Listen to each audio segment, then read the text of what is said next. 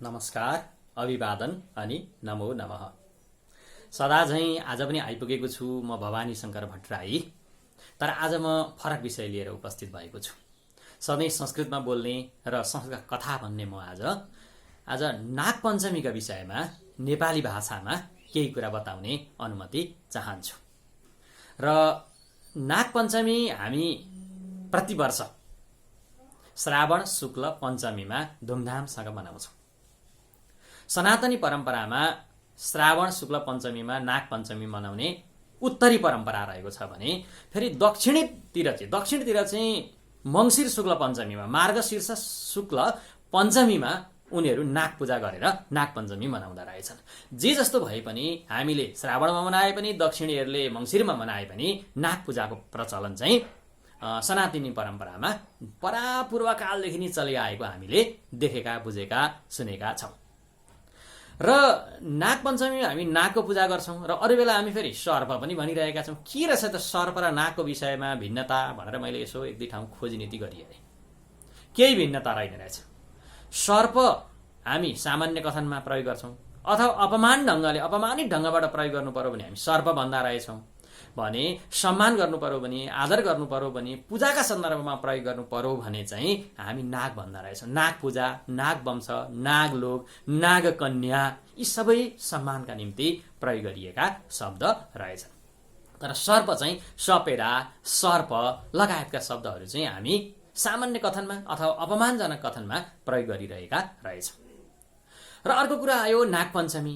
यो नागपञ्चमी हामी सनातनीहरू श्रावण शुक्ल पञ्चमीका दिन बिहान घरमा आफ्नो मूल ढोकाको माथिपट्टि शिरमा नागको फोटो टाँसेर त्यसपछि गएर मन्त्र उच्चारण गर्दै गर्दै नागको फोटो टाँसेर त्यहाँमाथि अलिकति गोबर राखेर तीमाथि फेरि दुबो राखेर अनि त्यहाँ दुध चढाएर हामी नागको पूजा गर्छौँ।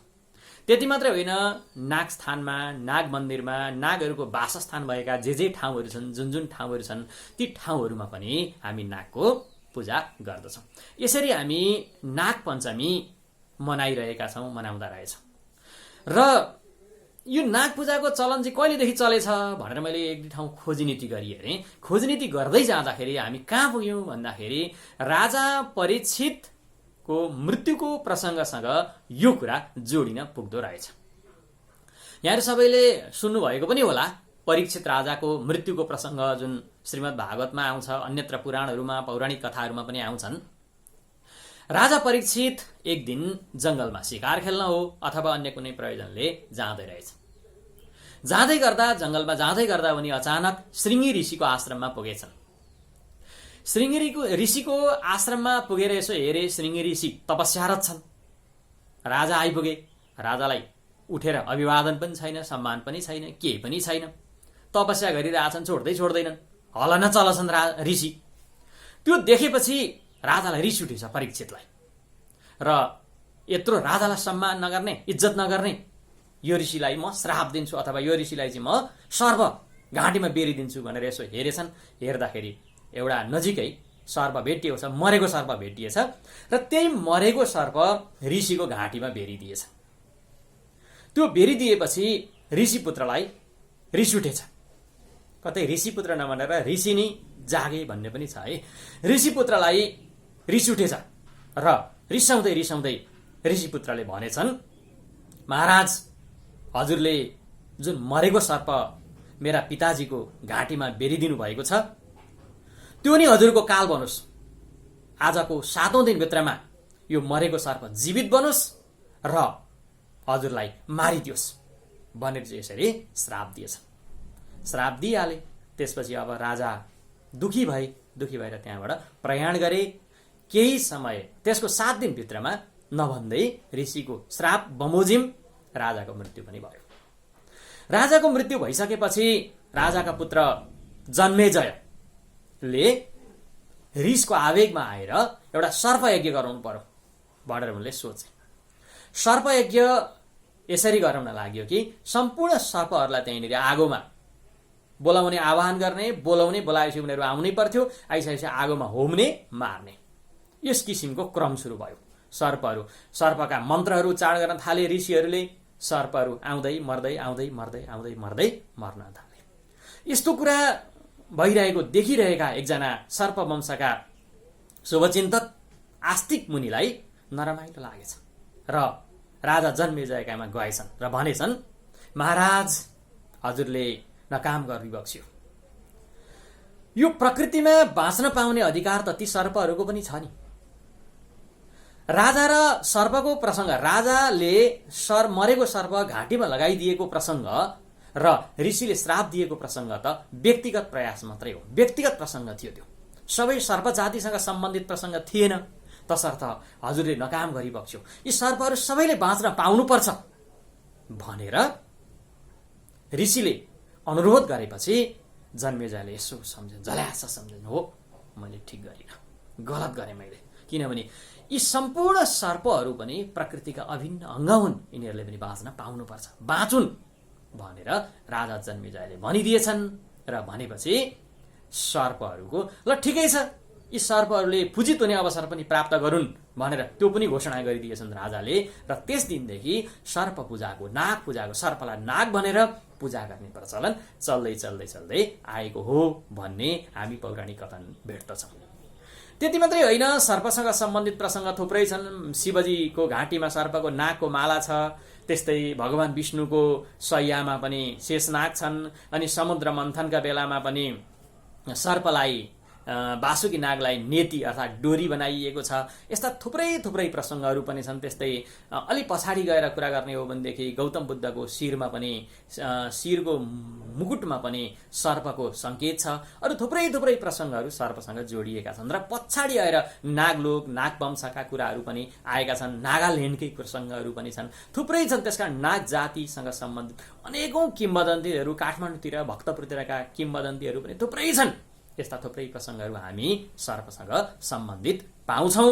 र यसबाट हामी के बुझ्छौँ भने सर्प पूजनको परम्परा आजको होइन रहेछ, धेरै कालदेखि, अगाडिदेखि नै चल्दै आएको रहेछ भन्ने कुरा पनि हामी बुझ्दछौँ। अब एउटा प्रश्न उठ्छ, सर्पलाई किन पूजा गर्ने त? मान्छेहरूले किन पूजा गर्छन् सर्पलाई? डराएर पूजा गरेका हुन्, डरलाग्दो भएर, विषधारा भएर पूजा गरेका हुन्? किनभने मानिसहरू शक्तिका पूजक छन्। डरलाग्दो भएर सिंहलाई पशुहरूले, अरूले सम्मान गरेका हुन्, राजा मानेका हुन्, यसरी पूजा गरेका हुन् त भन्ने प्रसङ्ग पनि आउँछ। त्यसो होइन जस्तो लाग्छ मलाई चाहिँ के लागिरहेको छ भनेदेखि 2-3 कारणबाट मानिसहरू सर्पको पूजा गरिरहेका छन्। सर्पहरू चाहिँ जल क्षेत्रमा बस्छन्, खास गरी पानीहरू नजिकै भएको क्षेत्रमा पनि बस्छन्, अन्यत्र पनि बस्छन्। त्यसकारण यो प्रकृतिमा सन्तुलन ल्याउनका लागि, प्रकृतिमा वर्षा गराउनका लागि प्रत्यक्ष अप्रत्यक्ष कहीँ न कहीँ सर्पले भूमिका खेलिरहेका छन् कि जस्तो मलाई लागिराखेको छ। त्यसकारण प्रकृतिमा सन्तुलन ल्याउनका लागि, प्राकृतिक वर्षाको लागि सर्पको पूजा उपयोगी छ भन्ने एउटा तर्क मेरो तर्फबाट रहेको छ।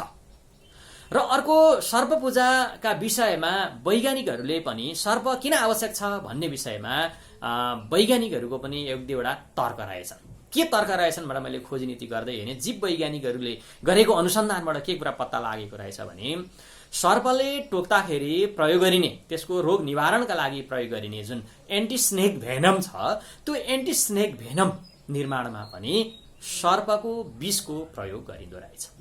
त्यति मात्रै होइन, क्यान्सर रोगीलाई असाध्य धेरै दुख छ, त्यो दुखेको बेला चाहिँ दुखाइ निको पार्नलाई प्रयोग गरिने जुन औषधि छ, त्यो औषधिमा पनि सर्पको विषको मात्रा प्रयोग गरिँदो रहेछ। त्यति मात्रै होइन, हैजाका रोगीहरूलाई उपचारका क्रममा पनि सर्पको विषको प्रयोग गरिँदो रहेछ। अर्को कुरा मैले के पनि थाहा पाएँ भने आयुर्वेदका विज्ञहरूले सर्पको बोसो, सर्पको विष र सर्पको काँचुली, यी 3 तत्त्वलाई चाहिँ प्रयोग गर्दा रहेछन्, जुन औषधिका रूपमा चाहिँ प्रयोग गरिरहेका रहेछन्।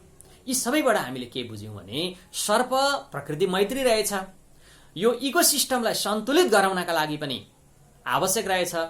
किन आवश्यक रहेछ भनेर भन्नु होला, जस्तो कृषकहरूले लगाएका, दुःख गरेर लगाएका बाली हुन्छन्, मकै हुन्छन्, धान हुन्छन्, अरू पनि गहुँ हुन्छन्, अरू बालीहरू हुन्छन्, ती बालीहरूलाई चाहिँ पाकिसकेपछि दुलो बनाउँछ र मुसाले लगेर लुकाएर खाइदिन्छ। यसरी मुसा लगायतका अरू किरा फट्याङ्ग्राहरूले पनि बाली नष्ट गर्छन्, बाली नष्ट गर्न दुःख दिन्छन्। ती किरा फट्याङ्ग्रा लगायत मुसा लगायतका यावत जीवहरूलाई सबै जीवलाई खान्छ सर्पले, ती सबै जीवहरूलाई खाएर प्रकृतिमा एउटा सन्तुलन ल्याउँछ सर्पले। अधिक भएका धेरै भएका जीवहरूलाई खाइदिने काम सर्पले गर्दो रहेछ। त्यसकारण यसकारण पनि हामी सर्पको यो यसरी प्रकृतिमा सन्तुलन ल्याइदियो, प्रकृति राम्रो बनाउनलाई, सुन्दर बनाउनका लागि भूमिका खेलो, त्यसरी वर्षाका लागि एउटा सकारात्मक वातावरण निर्माण गरिदियो अथवा अरू काम पनि सहयोग गरौँ भनेर हाम्रा ऋषिमुनिहरूले पुरा कालदेखि भनौँ न सनातनदेखि नै सर्प पूजाको, नाग पूजाको प्रचलन चलाएका रहेछन्। त्यसकारण यो वैज्ञानिक रहेछ भन्ने चाहिँ मलाई लागेको रहेछ। र आज नागपञ्चमीको अवसरमा यहाँहरू सबैमा शुभकामना, हवस् त, नमस्कार। मैले केही तलमाथि पारेको छु भनेदेखि यहाँहरूले प्रतिक्रिया दिनुहोला। नमस्ते, नमो नमः, धन्यवाद।